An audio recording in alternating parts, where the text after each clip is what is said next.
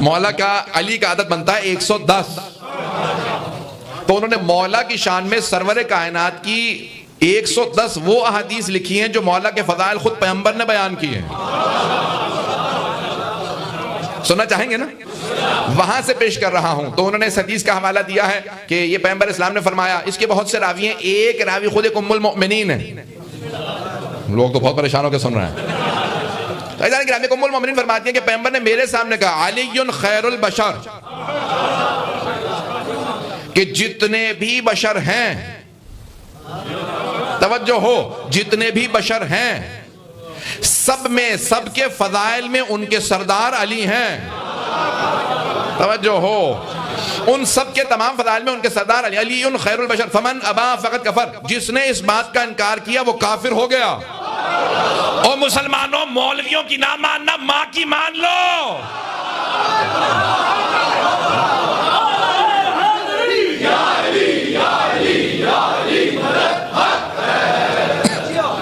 مجھے نہیں معلوم چلے گا میرا نام نے لیا, بس ام المؤمنین کہتی ہے کافی ہے. کہ ام المؤمنین فرماتی ہیں پیغمبر نے میرے سامنے کہا, صحابہ سے کہا, اہل بیت بھی موجود تھے, ازواج بھی موجود تھی, صحابہ بھی موجود تھے. اب سمجھ میں آ رہا ہے تینوں الگ الگ ہیں. اہل بیت بھی موجود تھے, ازواج بھی موجود تھی, اور صحابہ بھی موجود تھے. پیغمبر نے سب کے سامنے کہا علی خیر البشر. میرے تمام کے تمام شیعہ سنی بھائیوں, جہاں تک آواز جا رہی ہے جملہ پیش کر رہا ہوں. پیغمبر اسلام نے سارے صحابہ کو صحابی کہا ہے. یہ میرا صحابی, یہ میرا صحابی, یہ میرا صحابی. صحابی کہا. صحابی کہتے ہیں صحبت میں بیٹھنے والے کو. صحابہ کو صحابی کہا. صرف علی کو بھائی کہا نہیں ہے. پیغمبر اسلام نے صرف امیر المؤمنین کو بھائی کہا. میں پتہ نہیں بات پہنچا پا رہا ہوں یا نہیں.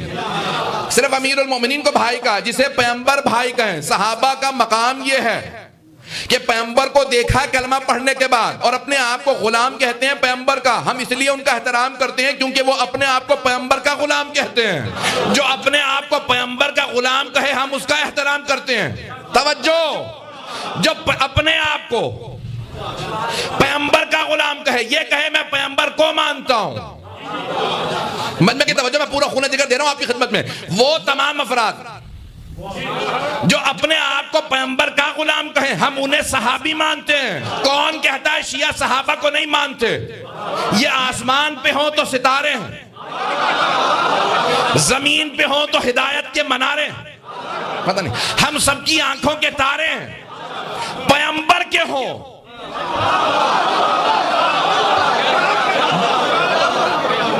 میں اس ایک جملے میں سب کچھ کہہ گیا ہوں. بھئی ہم صحابہ کو مانتے ہیں. یہ پیغمبر کے ہوں تو سارے ہمارے ہیں. پیغمبر کے ہوں تو پیغمبر کے ہوں تو سارے ہمارے ہیں. لیکن اگر پیغمبر کے نہ ہو تو سب کے سب جہنم کے دھارے ہیں. ماشاءاللہ ماشاءاللہ.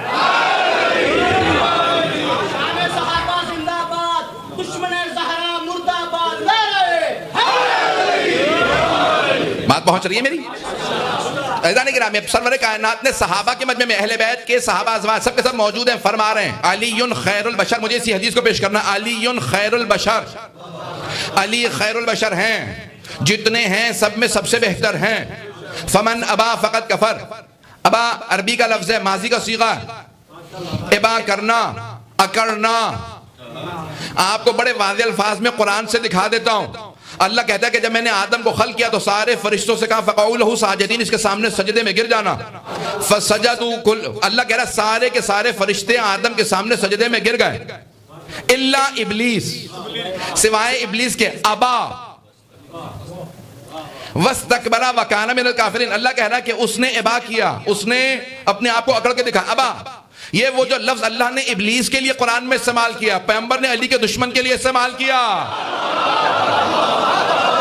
اب وہاں پہ جو اللہ نے کہا نا ابا واستکبر وکان من الکافرین, ابا اس نے وہ اکڑ گیا, یعنی میں سجدہ میں نہیں جھکوں گا. واستکبر, اور اس نے استکبار کیا, تکبر نہیں کیا. عربی کے دو لفظ ہیں تکبر اور استکبار, میں نے شاید پہلے پیش کیا. پہنچ گئے، کچھ لوگ پہنچ گئے. ایسا نہیں کرا. تکبر کہتے ہیں جب انسان کے پاس کچھ ہو اس پہ اکڑے، اور استکبار کہتے ہیں کچھ نہ ہو اور اکڑے. اللہ نے نہیں کہا وَتَكَبَّرَ، ابلیس نے تکبر کیا. اللہ کہہ رہا ہے استکبرا، اس نے استکبار کیا. اتنا اکڑا. کیا پروردگارہ کیوں اکڑا؟ کہا کچھ تھا ہی نہیں. پروردگارہ ہاتھ جوڑ کے عرض کروں مولا مشکل کشا نہج البلاغہ میں کہہ رہے ہیں 6000 سال کی عبادت کی تھی اور تو کہہ رہا ہے کچھ نہیں تھا. اللہ نے کہا نہیں، میرے مقابلے میں آ گیا تھا.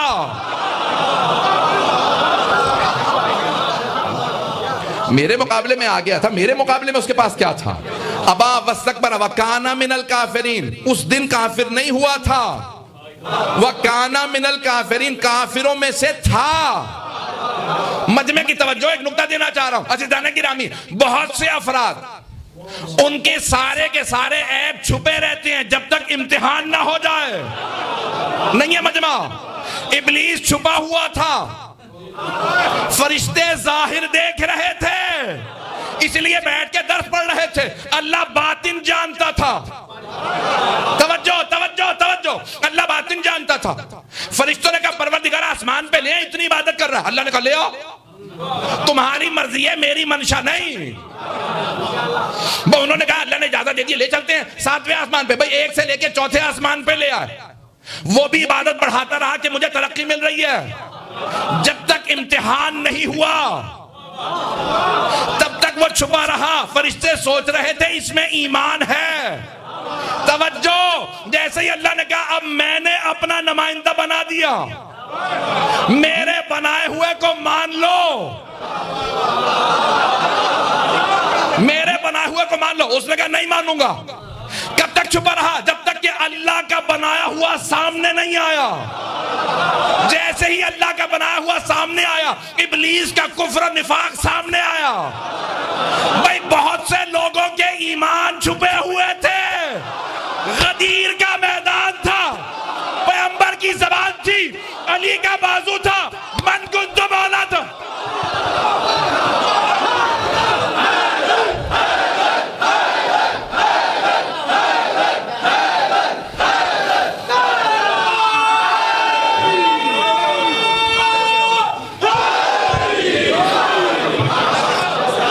بہت سے لوگوں کے عیبوں پہ پردے پڑے ہوئے تھے.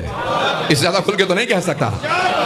بہت سے لوگوں کے عیبوں پہ پردے پڑے ہوئے تھے، لیکن جیسے پیغمبر نے کہا نا من کنت مولا فہذا علی مولا، اب بہت سے لوگوں کے عیب کھل کے سامنے آنے لگے. کچھ کی ابھی ہمت نہیں تھی کہ پیغمبر کے سامنے ابا واستکبرا کرتے. توجہ، ترجمہ نہیں کر رہا ہوں. پیغمبر نے کہا نا علی خیر البشر، فقط جو بھی جس نے بھی ابا کیا، فمن ابا فقط کفر، جس نے ابا کیا، جس نے انکار کیا، جو اکڑا. اب پیغمبر کے سامنے بہت سے ابا نہیں کر سکتے تھے، اکڑ نہیں سکتے تھے، اس لیے بخن بخن کہہ کے چلے گئے. لوگ پتہ نہیں ہے یا نہیں ہے. اب میں ترجمہ کچھ نہیں کروں گا. جو پہنچ گئے وہ پہنچ گئے، جو نہیں پہنچے نہیں پہنچے. بہت سے بخن بخن کہہ کے چلے گئے. اے ابو طالب کے بیٹے، آج آپ ہمارے مولا ہو گئے، مبارک ہو، خدا حافظ. لیکن حارث ابن نعمان فہری رک گیا.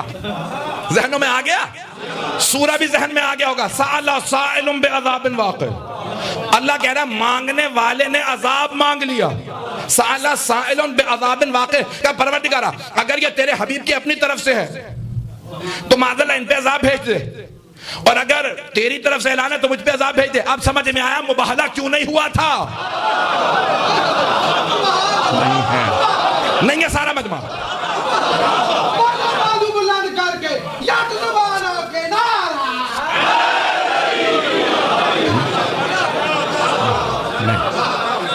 نہیں پہنچا سکا.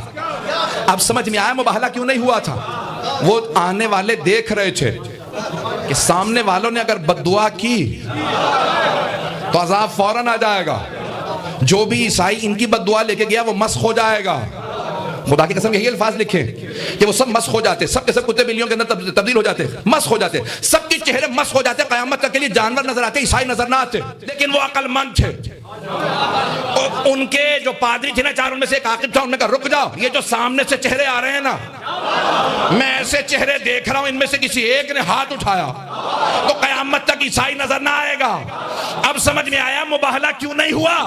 انہوں نے دیکھ کے پہچان لیا تھا. عزیزان گرامی وہاں پہ الفاظ ہیں فَنَجْعَلْ لَعْنَةَ اللَّهِ عَلَى الْكَاذِبِينَ, ہم جھوٹوں پہ خدا کی لعنت بھیجیں گے. ابھی بھی نہیں, مجمع ہو میرے ساتھ, تھوڑی سی توجہ. بہت بزرگ عالم دین وہ کہتے ہیں یہ کون سے جھوٹوں پہ لعنت ہے.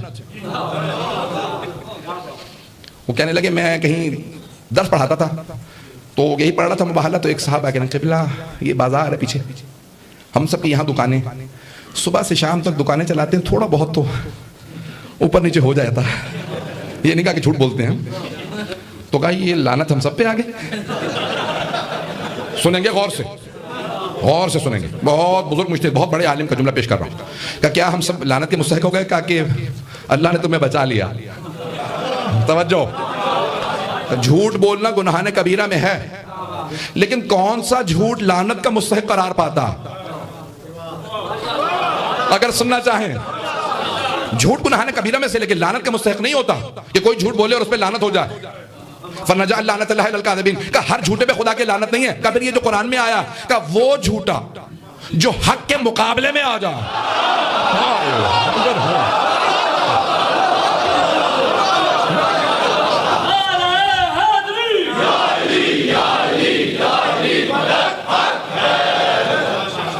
بات پہنچ گئی ہے. فَنَجْعَلْ لَعْنَةَ اللَّهِ عَلَى الْكَاذِبِينَ, جو بھی جھوٹا حق کے مقابلے میں آ جائے اس پہ قیامت تک کے لیے لعنت ہے. اب توجہ ہو, علی سے بہت سو نے بغض رکھا, عذاب نہیں آیا دنیا میں, آخرت میں ملے گا. لیکن حارث ابن نعمان فہری نے پیغمبر کے مقابلے میں آ کے کہا تھا پروردگارا اگر انہوں نے اپنے پاس سے کہا تو ان پہ عذاب نہیں تو مجھ پہ بھیج دے. اللہ نے کہا سن, میں بڑے بڑے دشمنوں کو چھوٹی چھوٹی کنکریوں سے مارتا ہوں. بھئی دیکھیں کون کون سے بڑے بڑے دشمن, جتنے بڑے بڑے دشمن تھے انہیں کسی بڑے نے نہیں مارا تاکہ ناز نہ کر سکے میں علی کے ہاتھوں مارا گیا. ہے یا نہیں ہے؟ جانتے سب سے بڑا دشمن پیغمبر کا کون تھا؟ ابو جہل. اور جانتے کس نے مارا؟ سب سے چھوٹے صحابی حضرت عبداللہ ابن مسعود نے, جو صحابہ رسول میں جن کا قد سب سے چھوٹا تھا. جب سب بیٹھے ہوتے تھے صحابہ اور وہ کھڑے ہوتے تھے لگتا یہ بھی بیٹھے ہوئے, بہت چھوٹے قد والے تھے, سیاہ رنگت تھی, چھوٹا قد تھا, پتلی پتلی ٹانگیں تھی. یہاں تک ایک مرتبہ پیغمبر نے کہا, اور ان سے کام کہتے تھے حافظ کل قرآن تھے, 70 سورے پیغمبر سے سن کے حفظ کیے تھے اور باقی جناب امیر سے. ایک مرتبہ کہا یہ ابن مسعود ہے, مسعود کے بیٹے, ذرا جا کے میرا جو مشکیزہ وہ لیا, میں نے وضو کرنا. تو گئے, اچھا قد چھوٹا تھا, اب ہاتھ بڑھا رہے ہیں, ہاتھ نہیں پہنچ رہا. عرب لمبا کرتا پہنتے تو پتلی پتلی ٹانگیں تھی. تو صحابی نے کہا, میں نام لینے والا تھا, نکلنے والا, نام منہ سے نکلنے والا تھا. تو انہوں نے فوراً کہا, ہنس کے مذاق اڑا کے کہا یا رسول اللہ کتنی پتلی پتلی ٹانگیں ہیں اس کی.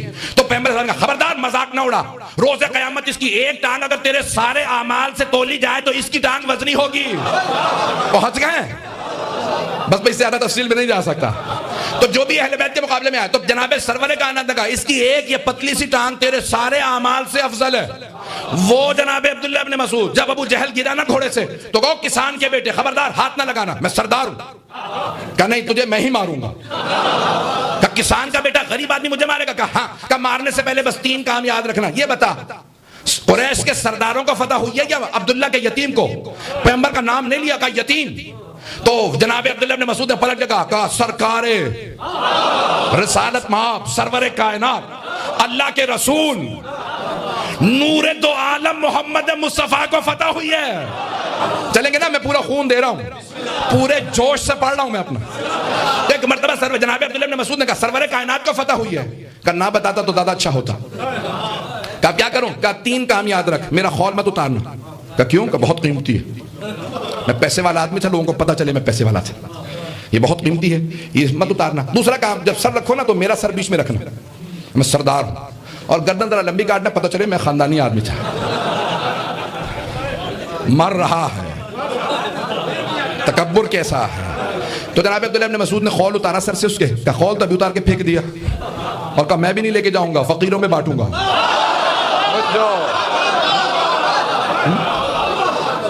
دوسرا یاد رکھ, جب تیرا سر کاٹ دوں گا نا تو کونے میں رکھوں گا, پتہ نہیں لوگ ہیں یا نہیں. اور پھر جب گردن کاٹوں گا بہت چھوٹی گردن کاٹوں گا.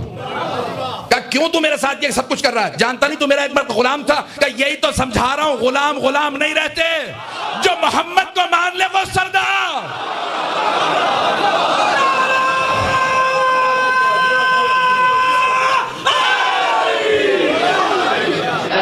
جدھر حق ادھر مولا، جدھر حق ادھر مولا، جدھر مولا ادھر حق.